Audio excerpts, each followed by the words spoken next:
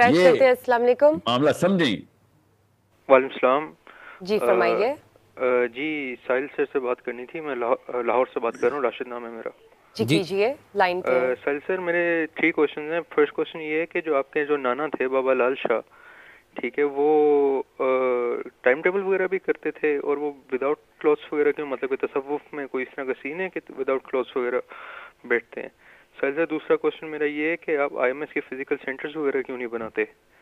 ٹھیک ہے, مطلب کہ جہاں پہ لوگ ڈبیٹس وغیرہ ہوں, لوگوں کا آئی کیو وغیرہ ریز ہو. ٹھیک ہے.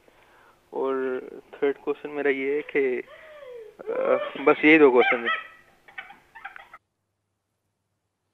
بتاتا ہوں جواب. آپ کو کسی نے کہا ہے کہ میں نے آئی ایم ایس کے فزیکل سینٹر بنانے ہیں؟ دیر از نو پلان. سیکنڈلی, میرے امی کے نانا جو ہیں وہ کیا کرتے تھے کیا نہیں, اس کو اس طریقے سے ٹی وی کے اوپر مت ڈسکس کیا کریں. وہ پرانی نسلیں تھیں, ان کے پاس کیا پہنچا تھا کیا نہیں, میرے سے میرا سوال کیا کریں. ٹھیک ہے, میں تصوف کو ایسے نہیں پریچ کرتا ہوتا, وہ بھی عوام میں تصوف کو بانٹنا تصوف کی پہلی نس کے خلاف تھا, اور پاکستان میں ہر بندہ تصوف بانٹتا پھرتا ہے عوام میں. اس کا صاف سمجھ آ گئی تھی کہ دکاندار تھا کوئی, ورنہ دکاندار کے علاوہ کوئی کام کر نہیں سکتا کہ تصوف کی باتیں, اولیاء کی باتیں اور صوفی ازم کے بیسک کانسیپٹ عوام کو دے دیے جائیں. یہ عوام کے لیے نہیں, عوام کو سمجھ نہیں آنے والی. پھر وہ کہیں گے سر اب تو سر سے گزرتی ہیں باتیں. بالکل وہی معاملہ ہے.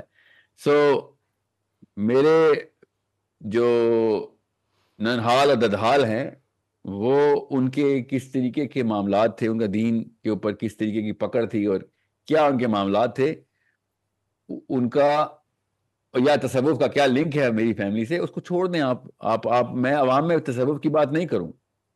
آپ نے مجھ سے 1 on 1 بات کرنی ہے تصوف کی تو ضرور کیجئے. میں آپ کو تصوف کا پکا فالوور بنا کے ہی چھوڑوں گا انشاءاللہ, فکر نہ کریں. مگر اصلی تصوف کا, یہ پاکستانی 2 نمبر دال چاول کا نہیں, ٹھیک ہے, جو زبردستی ہم نے تصوف میں ڈال دیا ہوا. سو غزالی کو پڑھیں اگر پڑھنا ہے تو. اصلی میں وہ والے تصوف کی طرف بڑھنا ہے تو سب سے پہلے شریعہ نافذ کریں اپنے اوپر. شریعت کے بعد ہے تصوف, شریعت سے پہلے نہیں ہے. ہم نے تو بیسکس بھی نہیں کور کی ہوئی, ہم تصوف کے باتیں کریں, ایسا نہیں ہوگا. ٹھیک ہے, جب تک آپ 1-2 جہاد نہ کر کے آئے ہو تصوف کی بات نہ کریں میرے سے. پاکستانیوں پہ یہ شرط ہے. اصل میں زخم دکھائیں گے مجھے کہ ہاں یہ آپ جہاد سے ہو کے آئے, اصلی والے جہاد سے. ٹھیک ہے, یہ پاکستانی والے جہاد سے نہیں. تب میں کہوں گا ہاں اب شاید مرحلہ آ گیا تجھے تصوف میں داخل کیا جائے. سو اس کو چھوڑ دیں, یہ والی باتیں, یہ کہانیاں نا پاکستان میں سنائیں اس طریقے سے. ٹھیک ہو گئی, یہ اور کالر آئی اینڈ ایم ایس کرتے ہیں. کا جو السلام مشن ہے علیکم. وہ آن لائن اس وعلیکم لیے ہے. السلام. جی فرمائیے. سیریسلی جی. ساحل صاحب آپ بہت اچھا کام کر رہے ہیں فرسٹ آف آل. اینڈ میرا ایک کویشچن ہے کہ قرآن پاک میں ذکر آتا ہے کہ نیک مردوں کے لیے نیک عورتیں ہیں اور برے مردوں کے لیے بری عورتیں. تو آپ کائنڈلی اسے پلیز ایکسپلین کیجیے گا کہ اس کا ایگزیکٹلی کیا مطلب نکلتا ہے. جی کنٹینیو کیجیے ساحل صاحب, اس کے بعد اس سوال کا جواب دے دیجیے گا.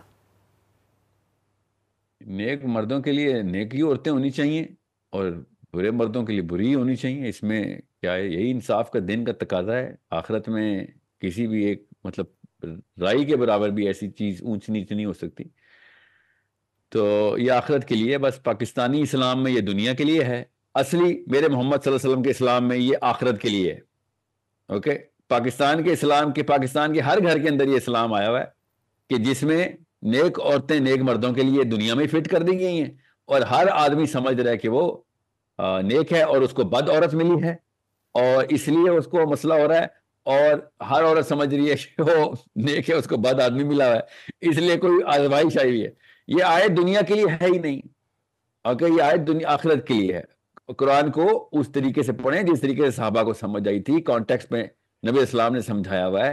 ہر علماء کرام عرب کو کچھ اور سمجھ آئی ہے, یہاں پہ لوگوں کو کچھ اور ہی سمجھ آ گئی ہے. ٹھیک ہے, سو یہ کنفیوژن تو آئے گی پھر.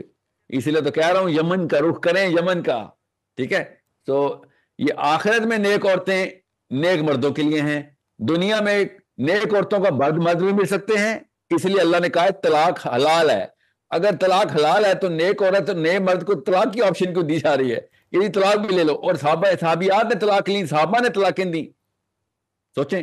اور لوط علیہ السلام کی بیوی نہیں آ سکی لوط علیہ السلام کے ساتھ, اور بھی نبیوں کی میں مثالیں بتاؤں آپ کو, اور صحابہ کی مثالیں بتاؤں, حواریین نبی انبیاء کی مثالیں بتاؤں آپ کو.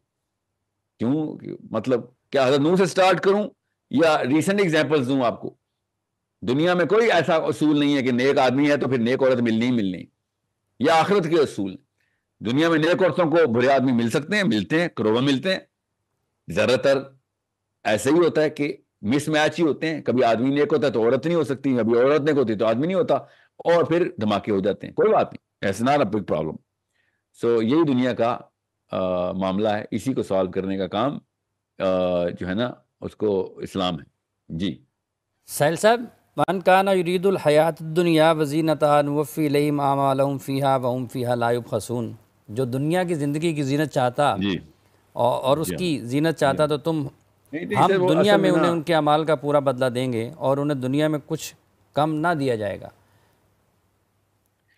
جی جنرل ایبسٹریکٹ پرپز میں اس کو سمجھ لیں, اس کانٹیکٹ کو سمجھیں. اس کا یہ مطلب نہیں ہے کہ میں نے جو دعا کی, کفار نے جو دعا کی, کفار کی ساری قبول ہو گئیں, مسلمانوں نے دنیا کی حرس میں جو دعا کی قبول ہو گئی, ایسا نہیں ہے. ٹھیک ہے, من کانا یریدو کا مطلب ان اے جنرل پرسپیکٹو ہے کہ تمہارا جو اوور آل دنیا میں آبجیکٹو سیٹ کیا نا تم نے کہ دنیا کی ہی ہو کے رہ جاؤ, تو ٹھیک ہے, پھر تمہیں دنیا کا ہی ہو کے رہ دیتے ہیں. پھر تم سے اسلام کا درد بھی چھین لیتے ہیں, تم سے وہ فراست ہی چھین لیتے ہیں کہ جو تمہیں پتہ چلے کہ اصلی کہانی کیا تھی. سمجھ رہے ہیں, اس کا یہ مطلب نہیں ہے کہ ہر انسان اپنے اپنے طور کے اوپر یہ سوچے کہ میری ہر چیز کے اندر میں دنیا ترک کر دوں, دنیا ترک کر دوں. نہیں, دنیا کی کافی سی چیزیں ہمیں چاہیے ہوتی ہیں. سو اور اس کا یہ مطلب نہیں من کانا یریدو کہ میں دنیا کے اندر مائل ہو گیا ہوں کہ میں پوری طریقے سے میں وہی ہوں جس کے بارے میں اللہ تعالیٰ نے کہا ہے کہ جو دنیا ہی چاہتا ہے تو بس پھر میں دنیا چاہنے کا مطلب سمجھ لیں کہ جو اسلام نہیں چاہتا وہ دنیا ہی چاہتا ہے نا, اور کیا ہے. تیسرا تو انسان کوئی نہیں ہے پلانٹ ارتھ کے اوپر. ایک وہ ہے جو اسلام چاہتا ہے, ایک وہ جو ہے دنیا چاہتا ہے. اگر وہ اسلام چاہنے والا بھی دنیا چاہتا ہوتا تو اسلام چاہتا, یہ اپنے اوپر اتنی سختیاں مول لیتا, اپنے اوپر اتنی لمٹس رکھتا, آخرت کی سوچتا رہتا ہر وقت, دنیا میں ہر وقت اپنی قربانی کر کر کے لوگوں کو کھلاتا رہتا, ہر چیز دنیا کی فکر میں, لوگوں کی فکر میں کرتا رہتا, رادر دین کہ اپنے لیے جمع کرنا, ہر چیز اپنے لیے اکٹھی کرنا. نہیں, اسلام تو الٹ کرتا ہے اس کے.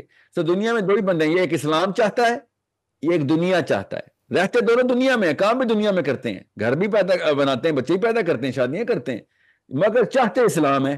دوسرے وہ ہیں جو کہتے نہیں کچھ ٹھیک ہے, اسلام والے معاملات نہیں, بس تھوڑا تھوڑا ٹھیک ہے, دل کی تسلی کے لیے غالب یہ خیال اچھا ہے کہ اللہ کا ایک لاکٹ پہن لوں, بس ٹھیک ہے, کبھی نمازی پڑھ لیا کروں گا جمعے کی, اگر کوئی دیکھ رہے ہوں گے تو پھر نہ دیکھ رہے ہوئے تو خیر ہے, 2 جمعے چھوڑ کے ایک پڑھ لوں گا, اور اکیلے میں دعائیں بھی کیا کروں گا, کئی دفعہ رویا بھی کروں گا, کسی بیوہ کو سلائی مشین دیتے ہوئے آنکھوں میں آنسو بھی ٹپکایا کروں. کلاسک لبرل جو دنیا کو as a part of a aesthetic value دیکھتے ہیں, دنیا کے اندر پوئٹک ویلیو دیکھتے ہیں, دنیا کے اندر نہ آخرت کا کوئی آبجیکٹو ہوتا ہے, نہ آخرت کی کوئی خاص یاد ہوتی ہے, نہ ہی آخرت کی بنا کے اوپر اپنی لائف کو پلیس کیا ہوتا ہے انہوں نے. ٹھیک ہے, وہ those are your classic Pakistani Muslims.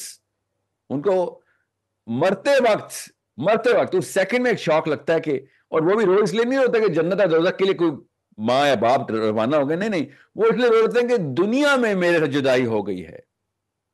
وہ اس بات پر نہیں رو رہتا کہ کیا پتا قبر کا عذاب ہو میرے بچوں میرے ماں باپ کو. نو.